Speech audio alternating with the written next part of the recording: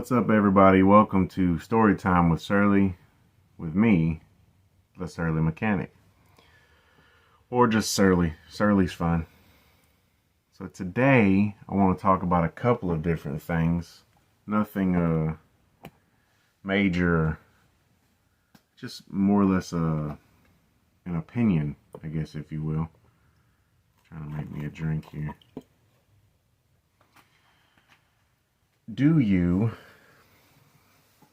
There's a couple of things. Do you still read magazines?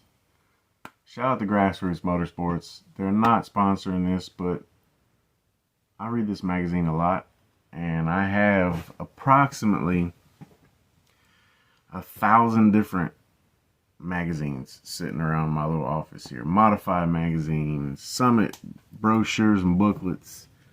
Oh golly, it's starting to storm outside. Good. Import Tuner, Super Street, Hot Rod, Rat Rod, Lowrider. Believe it or not, Lowrider. Lowriders were my jam. This won't mix up for nothing. Well, come on, girl. Oh, you kidding me? I just dropped the cap in the cup.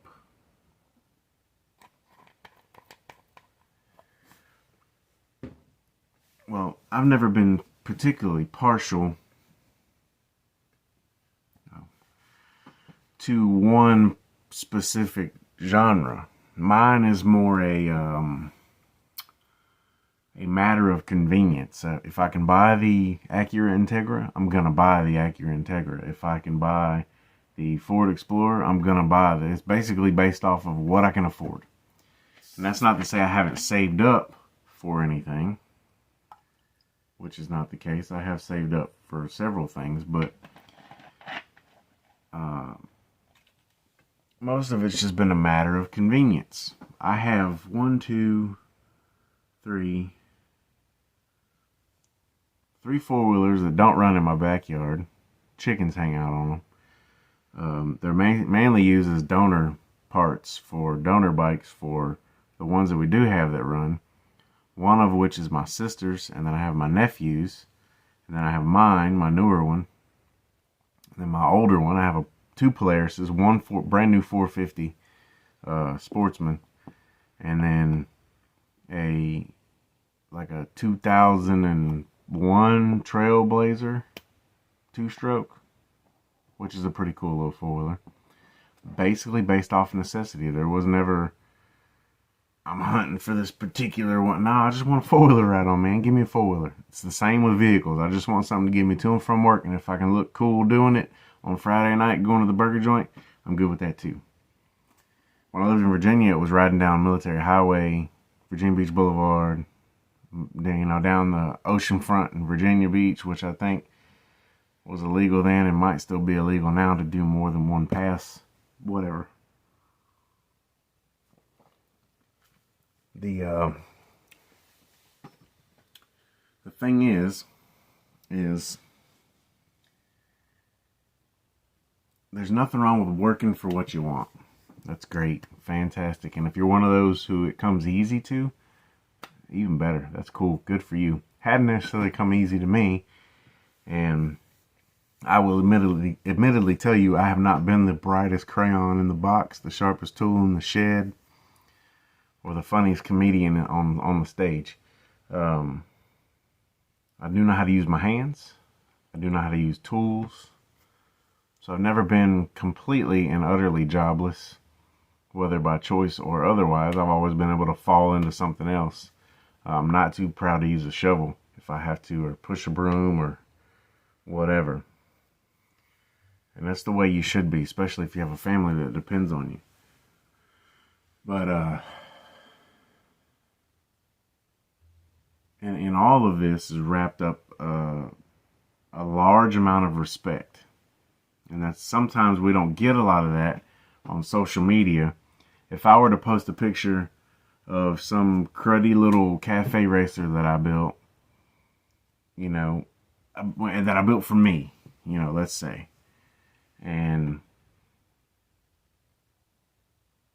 90 out of 100 people were like, oh man, that's pretty cool. And then those 10 people were like, trash talk, trash talk, trash talk, trash talk, disrespect, utter disregard. Those people are probably typically going to have a bigger impact on a builder than not. Now, I'm not saying everybody takes everything like that. I surely don't.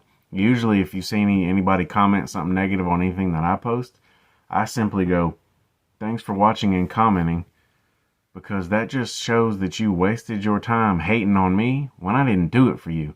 Like these stories, I'm glad that y'all are watching them. You know, I don't have very many views on the long videos, but I'm not doing them for you. I'm doing them for me. I'm doing them for my kids. That's who I'm doing them for. I'm not trying to make some giant internet sensation out of myself. I'm just speaking my truth. And there's a lot to be said for that. That's a lot of self-respect that I have for myself, and I also issue respect for people that don't even respect me. And I've learned the hard way that respect is a big thing. It's a precious commodity, though. Precious commodity. Case in point. I say we, you use the term we loosely. Me, I worked with a guy at KBR on a construction site back in 2006. I was working on a multi-craft crew, iron worker, boiler maker, you know, basically when anything they needed fabbed up around the plant, we did it. Pipe shop was a different setup. So we had this sheet metal guy who drove a 50s model Chevy, inline 6, step side. I don't remember all the specifics about it, but it was very much a patinaed rat rod, which at the time wasn't like it is now. You see something with patina on it and everybody, you know, hoops and hollers and, oh, Gas Monkey Garage, you know. Stop.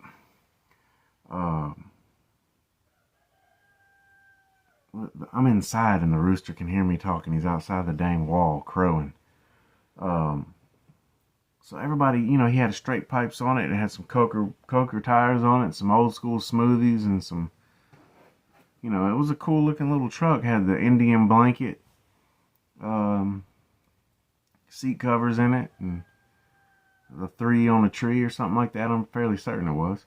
Anyway, a lot of people used to give him grief about it, make fun of him for it. And I'm thinking, why? I thought it was cool. And at the time, I was driving a 91 Integra with a big old, you know, 3-inch full stainless exhaust system on it. You think that thing was quiet? Absolutely not. And it was sitting in the weeds, too. That thing said low. Well, you know, it was all about respect, and you respect people that build something just because they don't do it the same as you, or, you know, their ideas weren't as great as yours, or the execution was crap. It's called a learning experience. Maybe they'll do better next time. That's not to say you shouldn't point things out if they're looking for your legitimate opinion. Do it. But do it in a way that's respectful to what they're trying to get out of you, right? So, and at that same time, you have to have an ultimate level of self-respect, because then who's going to respect somebody that doesn't respect themselves? And I tell my children this all the time. Number one person you respect, number one, is yourself. If you can't respect the person you look at in the mirror every morning, when you're brushing your teeth and washing your face and getting dressed to go to school for them, to school, then nobody's going to respect you. You have to respect you first. Well, this particular gentleman had only been with us a couple months, and I worked for a family member at the time who was the crew foreman and general foreman, whatever they call them. I don't really care. Well, we were having a toolbox meeting at the end of the day one day, and we had cleaned the shop like we do every day, straightened up. Not like a deep clean, but just straighten the shop up every day after work. Well, the toolboxes were in a separate area. They were behind the shop in like a little lean-to kind of thing that was three-sided and open on one end. That's where we all were meeting for the afternoon toolbox meeting. And we had 4 or 5 gallon buckets that sat around here and there around the in between toolboxes that we'd use as little trash cans. Well, they weren't full, but they weren't empty. They probably weren't even half full. He grabs all of them right there in the middle of where we're standing, and we're standing kind of like a half circle. He dumps them out on the floor. And we're all just kind of looking at each other like, you know, that's strange.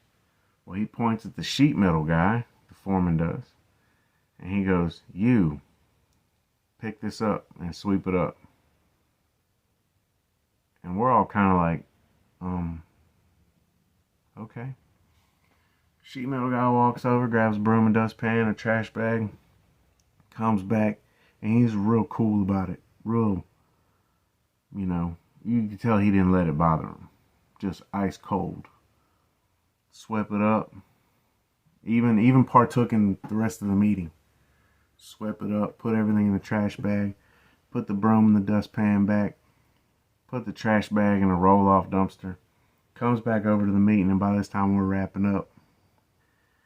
And the foreman goes, "Does anybody have anything that they want to address today?" And this guy looks dead at him and goes, "Yeah, how do I get a gate pass?" And we're all just kind of, you can see the foreman's face get a little flush and his neck turn red. "What do you mean?" He goes, "Well, you're not going to disrespect me like that." He said, if you simply would have asked, I'd have happily taken him out." And he had this real hardcore, thick South Louisiana accent that I cannot do. But he said, "You're not going to disrespect me like that. I'm not a child. If you'd have simply asked me to take these out, or any one of us really, we'd have happily dumped these in the dumpster, but they weren't full enough that we were going to mess with them." He goes, "So I'm going to need a gate pass to get my toolbox to my truck, because I'm not going to be treated like that at work by anybody." And at the time, I was a younger guy, you know what I mean? I was, in my early 20s. And I thought it was hilarious, and I didn't let it, sit. Like, I started laughing, like, respect, And he got his point across very respectfully, and got his toolbox to the gate very respectfully. And that always kind of stuck with me, because that's a level of bossness that you have to find yourself. Nobody can tell you to do that. I can tell you the story, but I can't tell you that's what you need to do when somebody, because every situation is different. I learned from that, and I didn't apply it for the longest time, but I learned from that, like, sometimes it doesn't make any sense to give them the response they're searching for, because you're just stooping to their level. And like I've said before, you have bigger things to do. Bigger things to do. But respect. And that goes everywhere. Job site, forum on somebody's car, anything, everything. In your home, especially in your home. This is your fortress of solitude. You better show some respect in here. And I hope for your sake that you get it in return. Because that makes for a bad living situation. So,